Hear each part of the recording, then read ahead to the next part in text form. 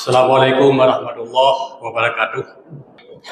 Innal hamdalillah nahmaduhu wa nasta'inuhu wa nastaghfiruh wa na'udzu billahi min shururi anfusina wa min sayyiati a'malina. May yahdihillahu fala mudilla lahu wa may yudlil fala hadiya lahu. Asyhadu an la ilaha illallah wahdahu la syarika lahu wa asyhadu anna Muhammadan abduhu wa rasuluh. Wa sallallahu alaihi wa ala alihi wa ashabihi wa sallim. A'udzu billahi as-sami'il 'alim minasy syaithanir rajim. Ya ayyuhalladzina amanu ittaqullaha haqqa tuqatih wa la tamutunna illa wa antum muslimun. Ya ayyuhan nasu ittaqu rabbakum alladzi khalaqakum min nafsin wahidah wa khalaqa minha zawjaha wa bassa minhuma rijalan katsiran wa nisaa'a. واتقوا الله الذي تساءلون به والأرحام إن الله كان عليكم رقيبا يا أيها الذين آمنوا اتقوا الله وقولوا قولا سديدا يصلح لكم أعمالكم ويغفر لكم ذنوبكم ومن يطع الله ورسوله فقد فاز فوزا عظيما أما بعد فإن أصدق الحديث كتاب الله wa khairal hadi hadi Muhammadin sallallahu alaihi wasallam wa syarrul umur muhdatsatuha wa kullu muhdatsatin bid'ah wa kullu bid'atin dhalalah wa kullu dhalalatin finnar. Masyaallah muslimin sidang jamaah yang kami muliakan, kembali kepada Allah Subhanahu wa taala kita mengucapkan segala puja dan puji yang kita rangkai dengan ucapan selawat kepada yang mulia Rasulullah sallallahu alaihi wasallam. Sidang jamaah Jumat yang kami muliakan, pada saat ini musim haji telah tiba kembali. Sebahagian jamaah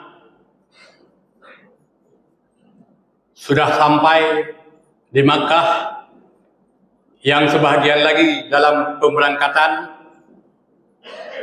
dan juga masih ada yang tersisa yang akan diberangkatkan.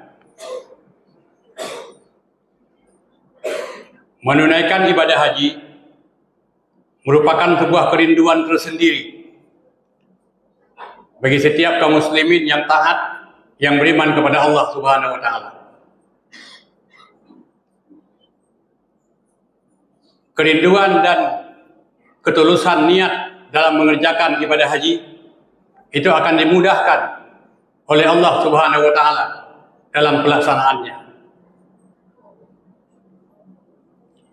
Setiap tekad yang sungguh-sungguh, yang serius, yang kita iringi dengan permohonan doa kepada Allah, mudah-mudahan itu akan terkabul.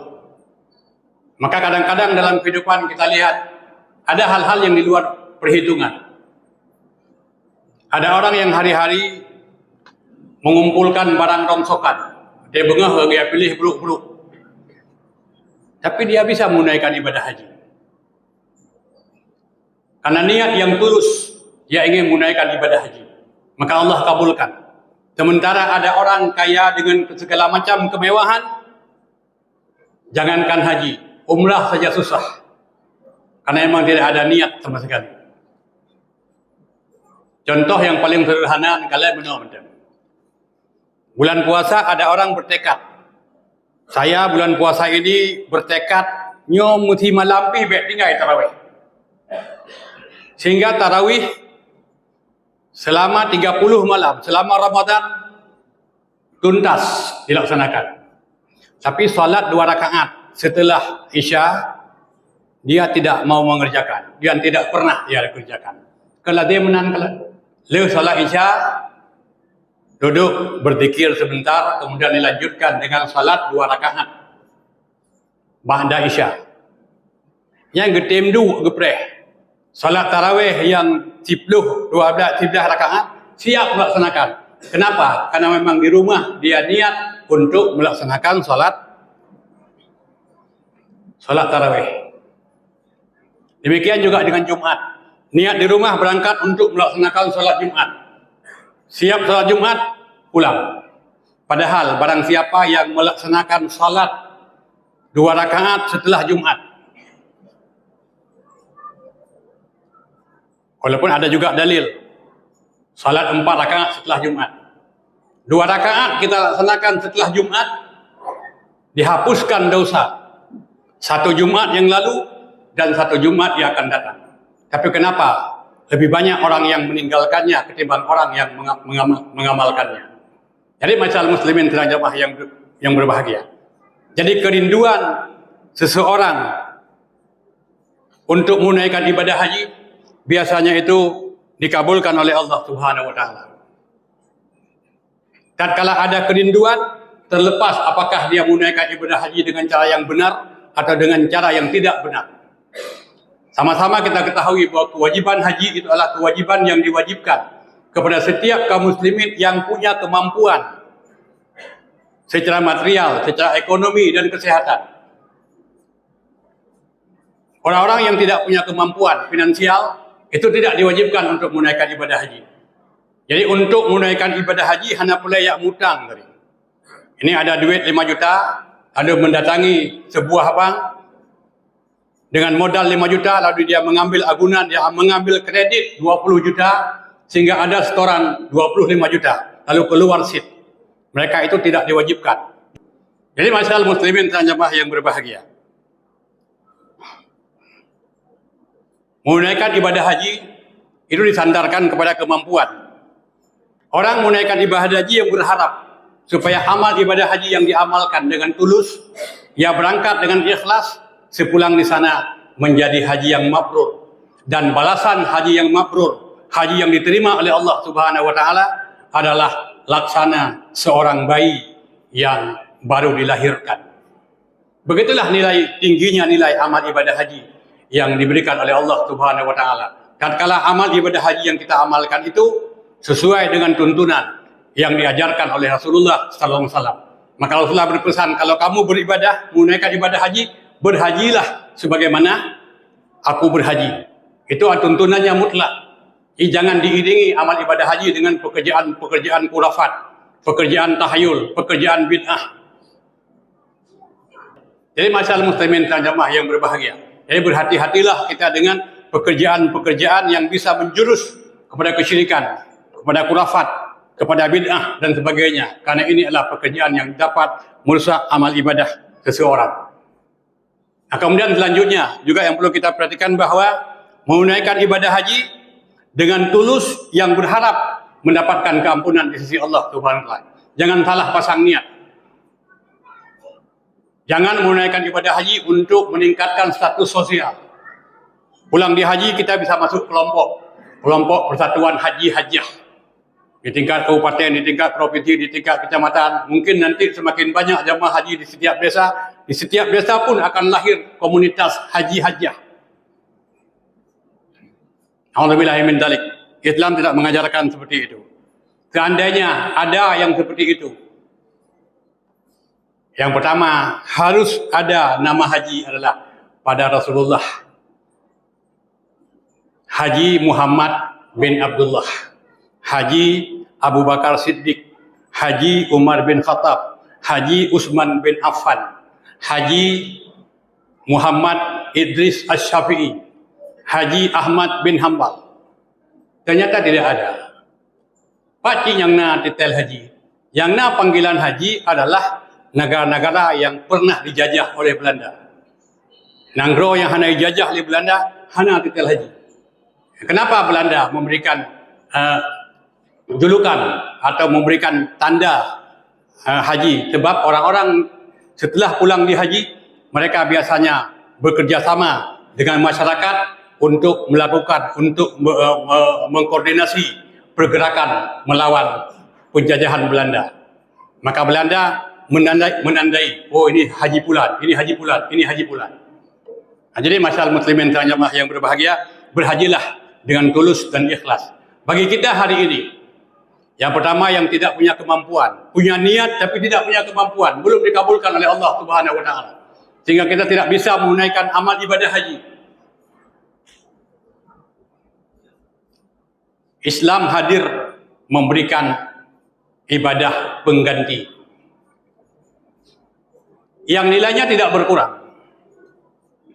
Walaupun amal ibadahnya yang kita amalkan itu sangat sederhana. Kalau memang kita berniat dengan tulus ingin mendapatkan pengampunan di sisi Allah, setiap hari kita bisa mendapatkan pahala setingkat dengan haji. Setiap hari kita bisa mendapatkan pahala setingkat dengan umrah.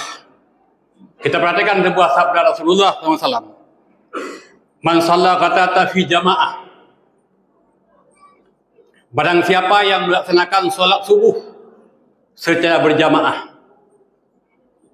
Rasul mengatakan barang siapa yang melaksanakan solat subuh secara berjamaah, tidak sendirian.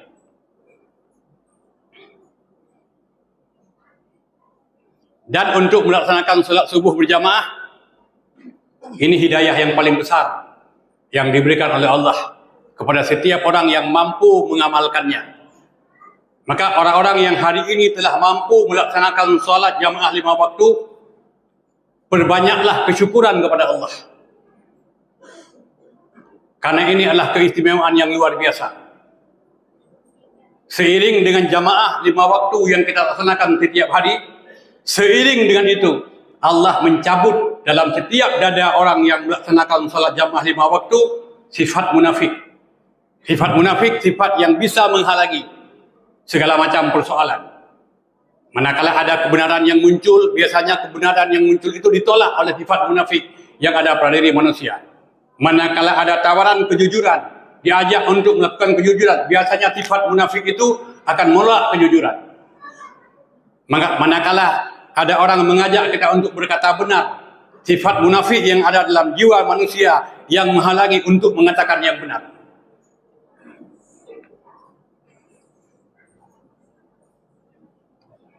Makanya Nabi mengatakan bahwa asqalu salatin alal munafikin, seberat-berat pekerjaan bagi orang munafik, salatul fajri wa salatul isya'i, salat subuh secara berjamaah, salat isya secara berjamaah. Seandainya umatku mengetahui, lau ya'lamun, seandainya umatku mengetahui nilai dan pahala yang terdapat pada pada salat berjamaah, mereka akan merangkak ke masjid walau habwan, mereka akan mendatangi masjid walau habwan, walau dalam keadaan merangkak sekalipun. Jadi kalau kita ingin membasmi, menghancurkan sifat munafik yang ada dalam diri kita, awali walaupun dengan keterpaksaan untuk senantiasa hadir setiap kali salat berjamaah. Dan perlu kita ketahui, ada sebuah pernyataan yang dikeluarkan oleh komunitas Yahudi dunia bahwa kita tidak perlu takut kepada umat Islam. Kapan kalian perlu takut kepada umat Islam? Manakala mereka telah mampu hadir di masjid pada waktu subuh sama dengan mereka hadir pada waktu salat Jumat. Nyan baruna tahitung umat Islam bukan. Punya anapu. Sebab apa kan? Apabila mereka tidak mampu hadir untuk melaksanakan solat jamaah 5 waktu, seperti mereka menghadiri solat Id, seperti mereka menghadiri solat Jumat, itu artinya mereka itu masih dalam kategori orang-orang munafik. Dan kalian sangat mudah mengalahkan mereka, karena hati mereka adalah hati munafik, walaupun mulut mereka mengatakan itu orang muslim. Jadi masalah muslimin jamaah yang berbahagia. Jadi kalau kita tidak mampu menunaikan ibadah haji, kata Rasul, barang siapa yang melaksanakan solat subuh secara berjamaah, summa qa'ada yadhkurullah, kemudian dia duduk di masjid setelah solat berjamaah, apa yang mereka lakukan? Yadhkurullah, mereka berzikir kepada Allah. Jadi apa saja zikir yang kita baca? Jadi baik tak duduk di masjid, dia sembahyang subuh, duduk di masjid, pegat kelompok, tem. Ini sering seperti itu. Dan ini bukan perilaku. Dan perilaku ini sangat jelek dalam pandangan orang-orang sunnah.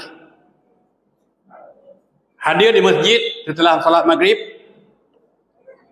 sampai di masjid, duduk beberapa orang, atau ada sebuah kelompok kecil, atau ada komunitas tertentu, kemudian tem sampai salat isya. Saat adzan berkumandang, bicara. Saat orang solat sunat sebelum Isya juga bicara. Begitu selesai salam solat Isya, terus dia pulang. Alhamdulillah. Jadi masyaallah muslimin, barang siapa orang salat subuh berjamaah kemudian dia duduk berzikir hatta tatlu'as syamsu, sampai matahari terbit. Sampai matahari terbit, batasnya adalah matahari terbit kemudian 10 menit kemudian. Jadi kalau sekarang matahari terbit jam 6.16 menit. Jam 6.26 menit atau setengah 7 sudah bisa kita laksanakan salat isyraq atau syuruk. Walaupun ini ada khilaf di kalangan para ulama. Sebagian ulama mengatakan tidak ada isyraq, yang ada salat duha. Makanya ada ulama membagi salat duha di awal waktu, salat duha di pertengahan waktu, salat duha di akhir waktu. Yang penting kita laksanakan. Apa itu isyraq, apa itu duha. Jadi barang siapa yang salat subuh berjamaah kemudian dia duduk berzikir, tidak dia berzikir, dia baca Al-Quran. Tidak kita baca Al-Quran, mungkin ada diskusi tentang Islam, bicara tentang agama, bicara Al-Quran, bicara hadis. Kemudian keluar matahari, setelah keluar matahari 10 menit kemudian kita salat duha 2 rakaat. Maka manakala ini yang kita lakukan, kanat lahu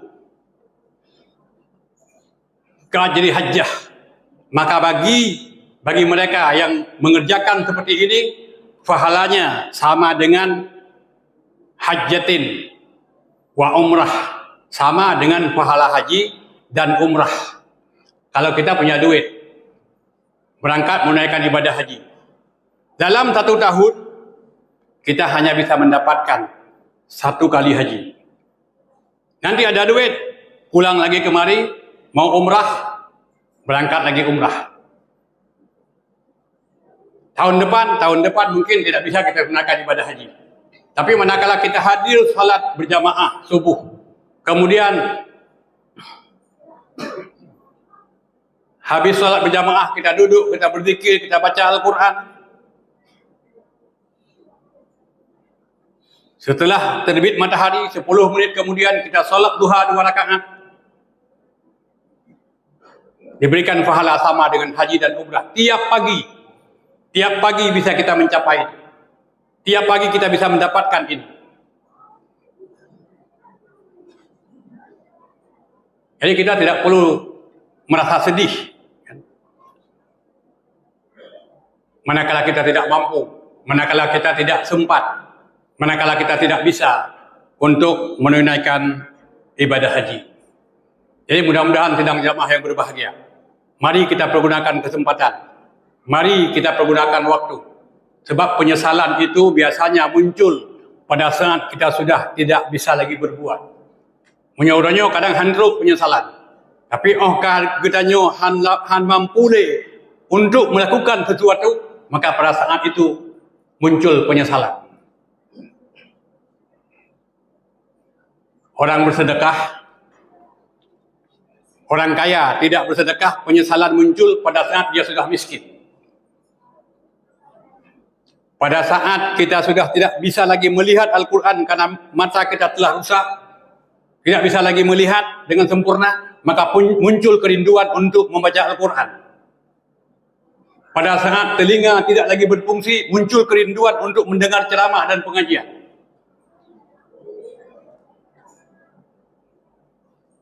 Penyesalan itu akan muncul pada saat kita tidak mampu lagi berbuat. Kemudian ada ibadah yang lain, sebagai pengganti amal ibadah haji. Barang siapa yang dengan tulus berangkat dalam sebuah majlis ilmu